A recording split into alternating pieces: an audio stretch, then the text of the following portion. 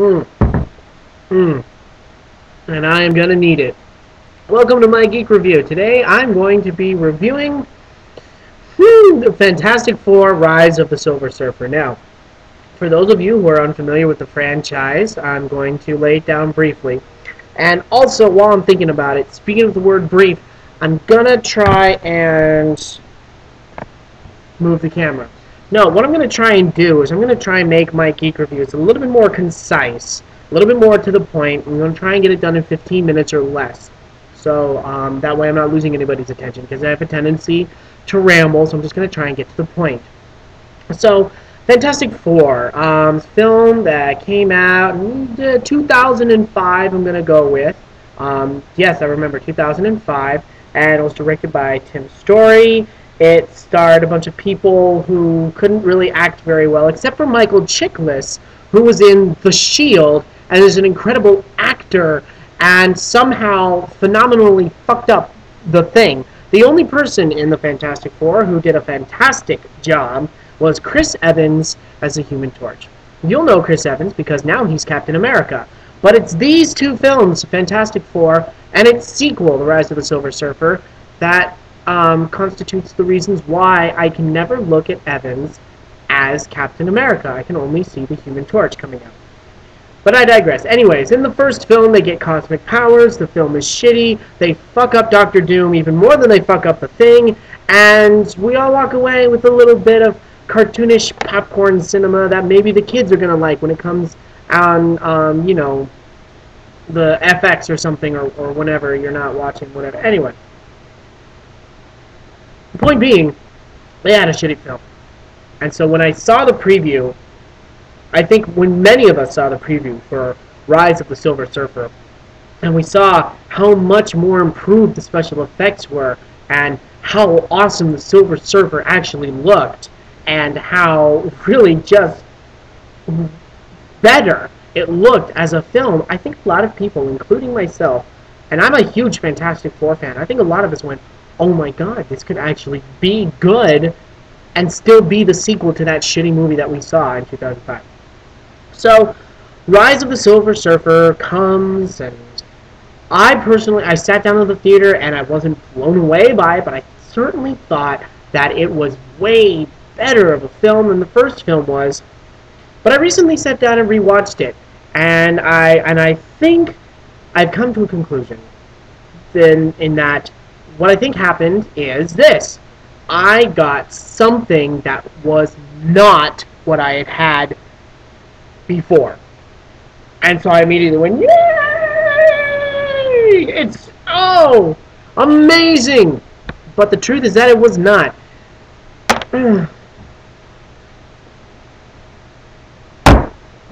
Oh.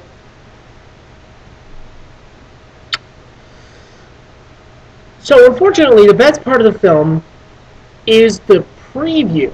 Now, if you don't remember the trailer consisted of the surfer coming down, swooping and flying through New York City, and the Human Torch is chasing him, right?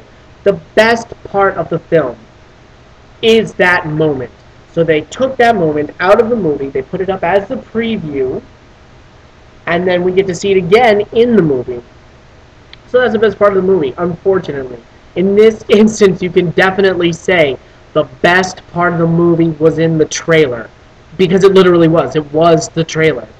So, the film opens up. We get a shot of these weird, like, tornadoes destroying a planet. And then we see the Silver Surfer go flying by.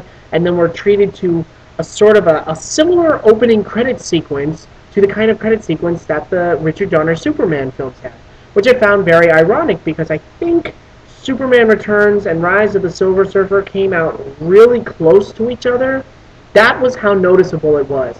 It really, like, the whole swooping through space scene, it honestly is such a ripoff of those old Superman opening credits. But, Fantastic Four on Earth are having problems. Reed and Sue, they're trying to get married, and it's like they're about to get married. Oh, I think it's their fourth attempt at trying to get married.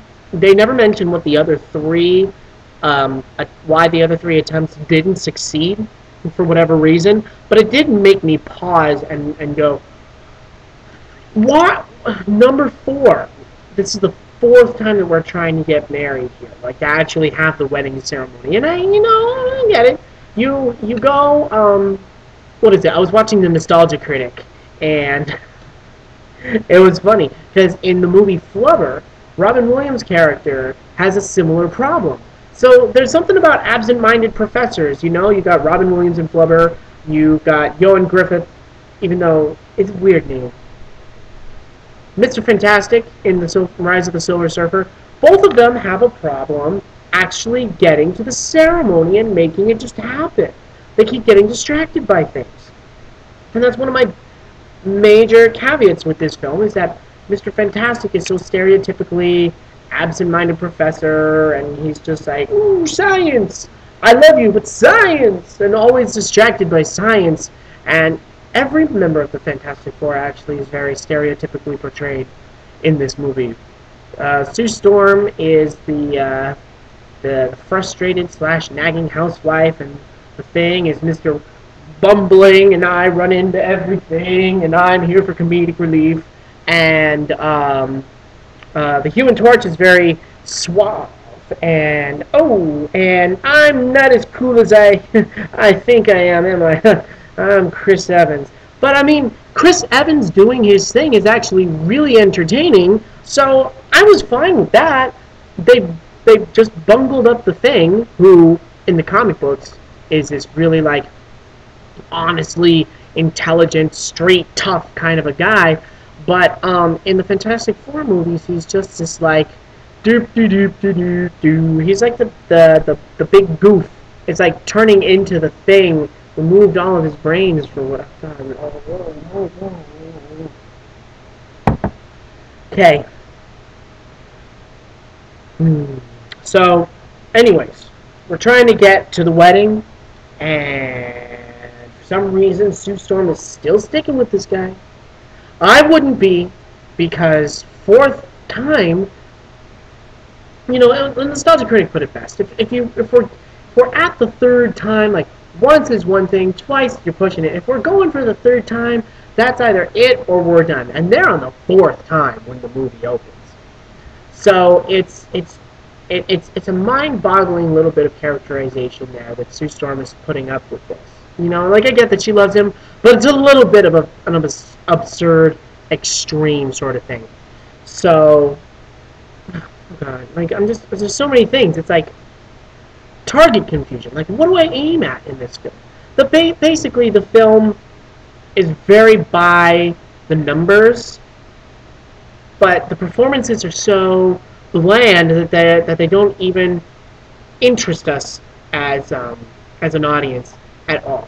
I mean, Chris Evans as a Human Torch is funny when he's being sly Mr. Cool and being kind of a jerk and it's sort of a brat. But the thing is that the movie takes that and then they flip it around into the maturation of the character, which is that is just so heavy-handed.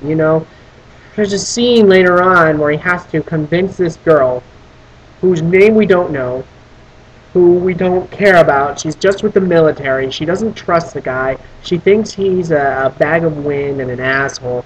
And he has to convince her that he's on the level and he's serious, and they just have to trust the Fantastic. Oh, it hurts. It really hurts. It's just a bad movie, and I wanted you to know that. I wanted you to know that. See, so there you go. It hurts my brain to think about how bad this movie was. See, I can't even rant passionately. I'm coming up. See, less than 10 minutes on this one. You just do go out. I don't know. But I hope this video gets like 10,000 dislikes for how this one was. But I promise to make up for it with the next one, which is going to be a little film called Superman Returns.